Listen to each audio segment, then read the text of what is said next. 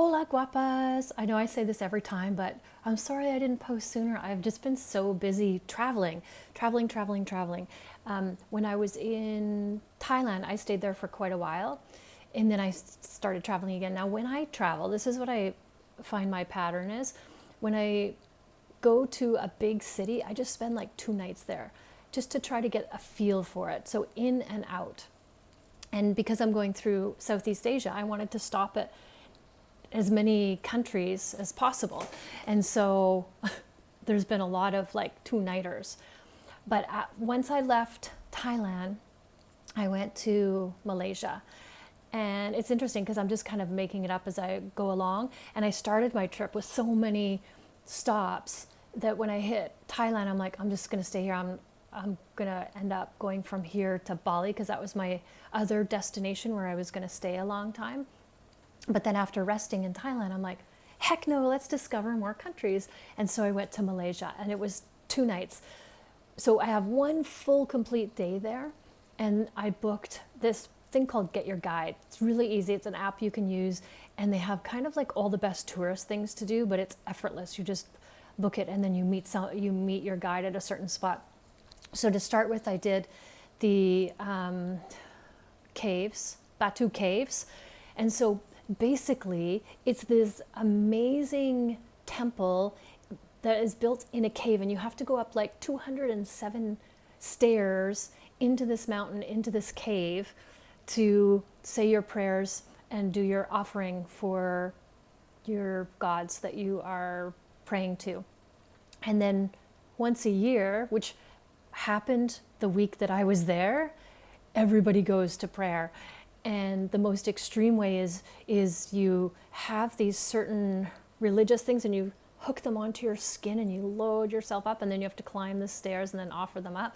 And the less extreme way is you would take like milk and carry milk. So I saw a lot of women carrying a big jug of milk on their head to take up as an offering.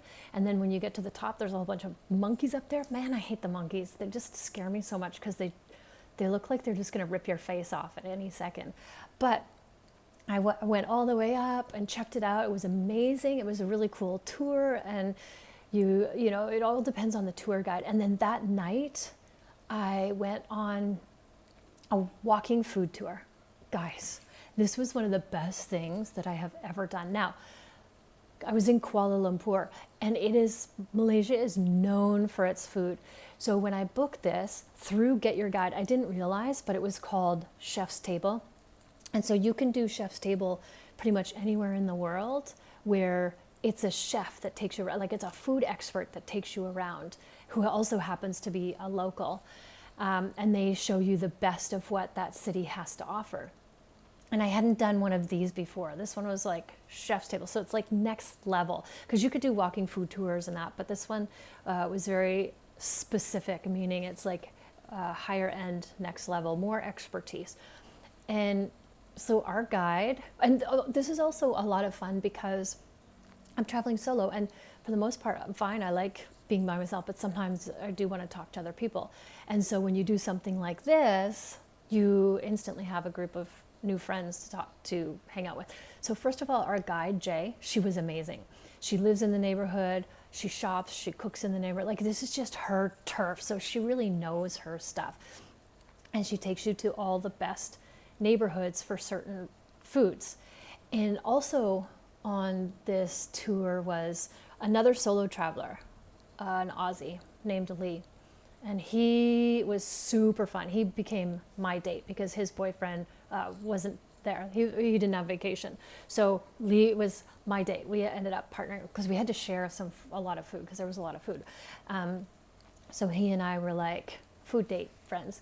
And then there was a couple from Spain. And then there was 3 people from the USA. So this sounds like the start of a bad joke. 3 Americans, 1 Canadian, no. Anyway, we all became fast friends because everybody was very fun and outgoing. But our guide set the tone. She was just so amazing. Your tour always depends on how fabulous your guide is. And Jay was next level. She was just highly entertaining, relatable, personable, just knew so much, gave us the right kind of information.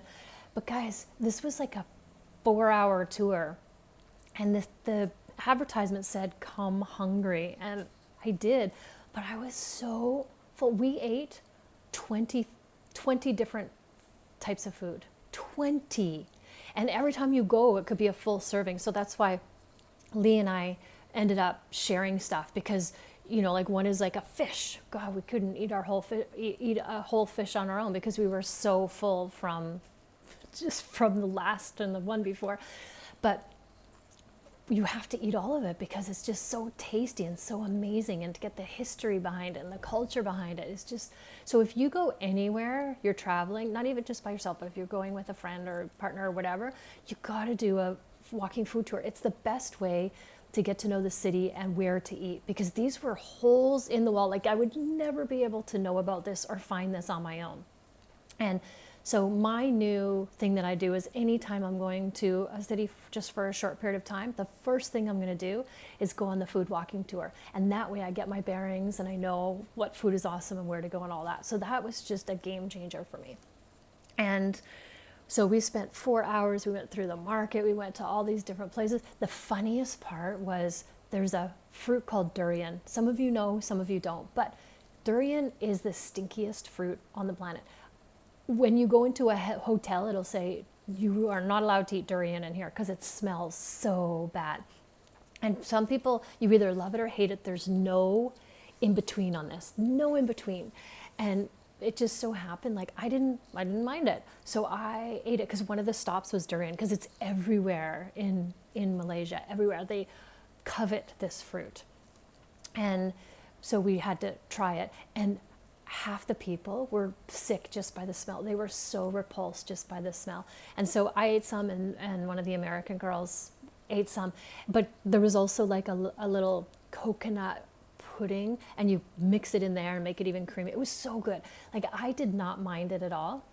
And the first bite tasted like onions, and then after that it got creamy. It's the weirdest fruit. Like, I can't even imagine if you were to get high and eat this fruit. It would just blow your mind, because I was grounded in reality, and I'm like, what is even happening right now? What even is this thing? But it's everywhere. And it was so funny just to watch people be grossed out by it. It was so funny. Anyway, we ended on, like, she kept bringing out more and more surprises. She's like, another one and another one. And she left us with our to-go cups of a mango smoothie. And normally I'm not a big fan of smoothies because it's, it's the fruit and it's ice, and it's like, man, this was the best smoothie I've ever had. Of course, because she just knows the people. She comes back with 7 smoothies, and she was so good.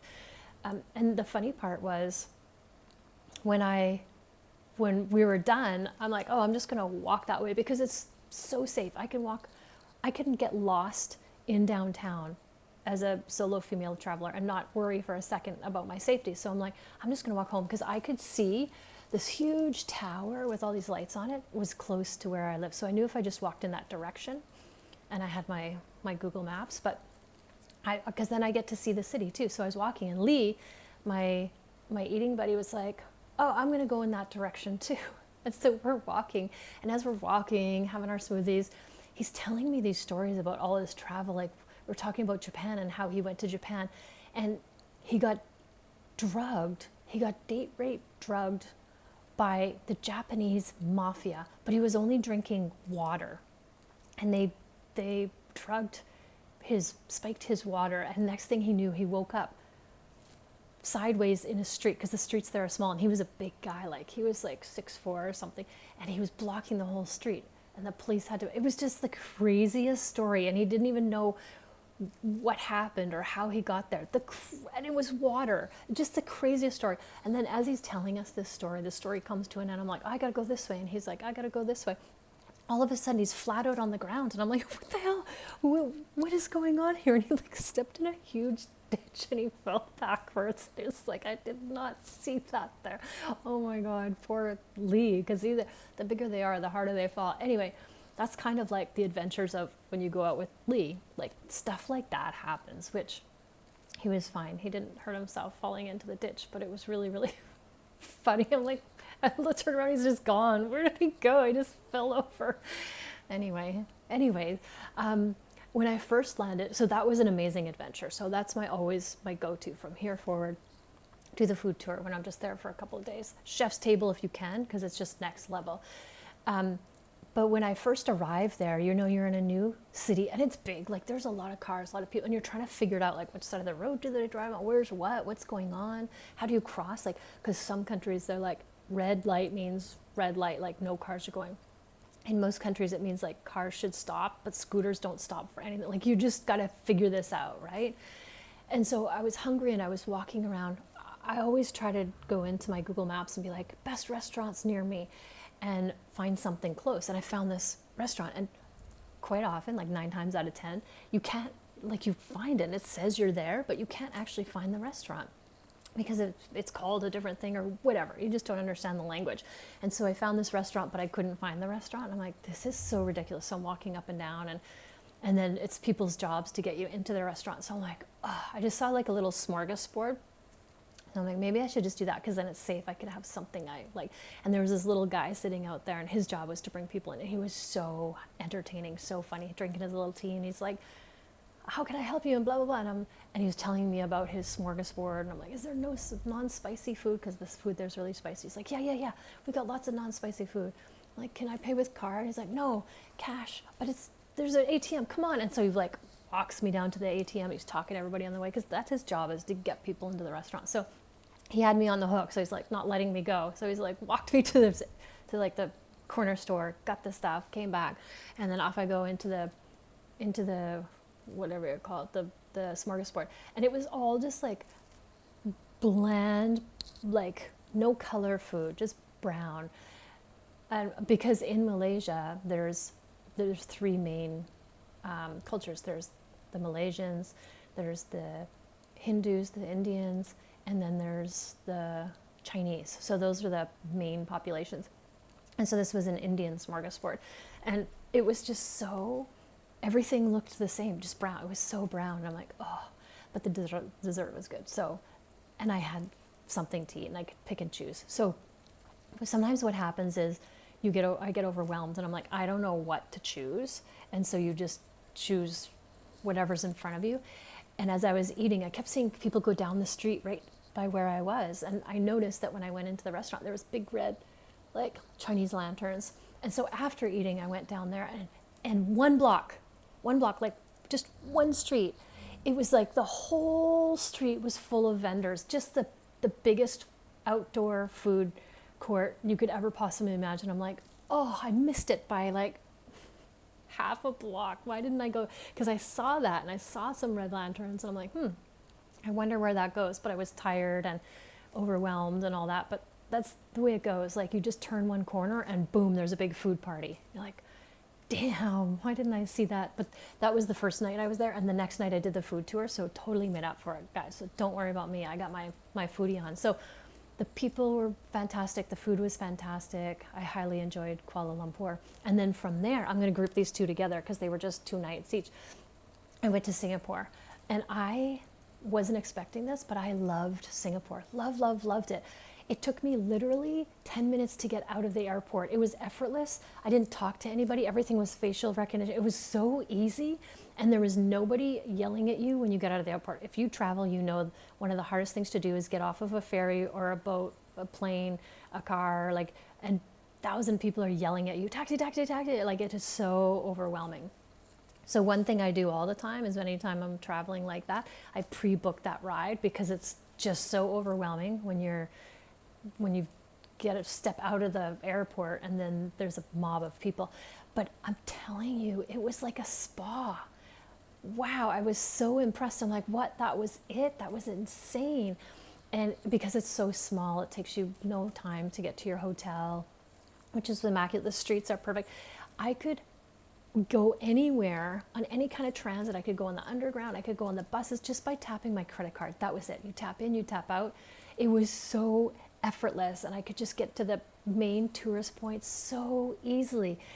And the best part was I had met up with a friend. I met this girl last year when I was traveling in Barcelona. She lives in Singapore because she teaches for an international school, but she's from Vancouver.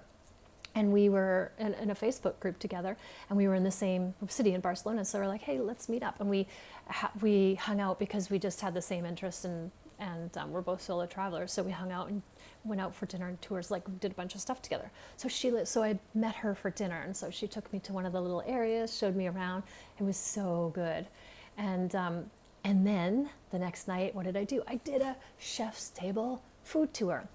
And this guy, he was very funny. He wasn't as awesome as Jay, but he was very funny. And he's a professional chef. Actually, when we were on the tour, he's like, damn, I just got a job offer. It's to go and cook in Nepal, but I got to leave in 2 days. And so anyway, he's a professional chef. And he took us, the food was so good. And he took us to Little India, Chinatown, and then like Mediterranean area. I had the best Turkish dessert. Oh my God, it was like a pastry. I'm salivating just thinking about it. It was like a pastry, and it had cheese, a little bit of cheese in the middle, and then it was Turkish ice cream, which is different than, and it was just so amazing. I would have that again in a heartbeat. But the food was so good, so creative, so many different flavors, different cultures put together. It was like, again, a freaking awesome experience. Now it was interesting because the guide was a little bit different, but he did a great job. And the people I was with, they were a little bit different. So it made it not as fun, but still a great experience. And on this tour, he took us to a Michelin star kind of fast food restaurant, which was like, how does that even exist? Like, this guy is a Michelin star rated chef, and he's making kind of fast food. And it was like the best chicken I've ever had. It was so good, but just this little hole in the wall in Chinatown. I don't even know where we were, but it was such an amazing experience, and I never would have had that if it wasn't for the food tour. And then I just did all the things in Singapore because it's so small, it's easy to do all of the things. And I loved it there. I really, really loved it there. I'm like, I could live here. If I wanted to live in a place where you had a really good lifestyle, because it's expensive, it's the same as living in Vancouver, but it's just so easy. Like, you can just live a really good life there, and it's easy. So I really liked it there. Not that I would live there, but it's a place that I could live. It's one of my favorite countries for livability and usability and just checking off all the boxes. Easy to get around, has lots of things, it's super clean. They actually our guide was telling us about the temple. There's a temple right downtown, and he was telling us about it. And there's I think it's like the Dalai Lama's tooth or something like that. Something is a Tibetan temple. And so he's like, do you want to go in? We got time. And so he took us on a tour and showed us the tooth, and it was just so cool. He could just, like, pick up the vibe of the crowd and pivot and take us to really cool places that we never, like, I wouldn't have had time to go there. I didn't even know that it was there. So that's another bonus about the guide. What else? Super walkable. Yeah, I just really love Singapore. And the only regret I have is that in the airport, it's one of the best, like, waterfalls actually in the airport. And I didn't have time to go there when I went because I had to exit and come back in to get there, but I wish I would have. But I did go to, like, the clouds, like just the clouds in the sky and the flower garden, and there was a Jurassic Park theme thing, and they have the something forest where all the trees are lit up, like, just really, really well done. I really enjoyed my time there. So nothing crazy happened, but I'm trying to think of any good stories, but it was a really amazing time. And then from there, the goal was, I'm going to go to Bali and I'm going to spend lots of time there or near Bali, because what I've heard about Bali is, like, there's just too many people. So I was trying to say, like, how can I go to a little bit of Bali that isn't crazy, just to discover Bali, and then another place in Indonesia, which is heaven on earth. So that was my mission, and I will let you know how it went in the next video. But for now, it's just travel, but amazing. Like, it's interesting because I would go to these places and I'd have these experiences and I didn't have time to make a video because I'm just like, this is so amazing. I have to put it on video so I can remember it. And I was just so busy traveling that I never actually got the time to do it. So that is my Malaysia, Singapore. I would go back to both of those countries, both beautiful and amazing. And then I headed on to my next adventure. So I'll tell you that in my next video. But I want to say, what is it that I wanted to say? I'm having the best time. When I look at my other trips that I've done in the winter, I like this one has had the most adventures because I've been traveling to so many places and so many different cultures. And I feel like across the board, my takeaway so far is the food in Southeast Asia, no matter where you are, amazing. And the only thing that's better than the food in all of Southeast Asia are the people. Because it doesn't matter what country I go to, people are amazing. Now, some countries are more amazing, but man, that just really warms my heart and makes me happy because people are happy that you're there and they take an interest in you and they just start up a conversation. But the one thing that I love are the smiles. The people in Southeast Asia generally, as a stereotype across the board, have the most beautiful smile and happiest eyes, like just gorgeous, just so kind and so friendly, and everybody's saying hello and smiling at you. And man, I just love that. I wish the whole world, this just seems like a happy pocket, like just goodness is happening here, and just they're living in such peace and kindness and community. Like the community is insane, and that's based on their religion, because where I go, they're bouncing between Hinduism and Muslim as the main religion, and that dictates like building community and being kind to each other. And it's just, it fills my heart with joy. And there's nothing better than a big, beautiful smile from a local person of where you're visiting, just to make you feel welcome and be like, damn, life is good. So I'm going to leave you with that, a big, awesome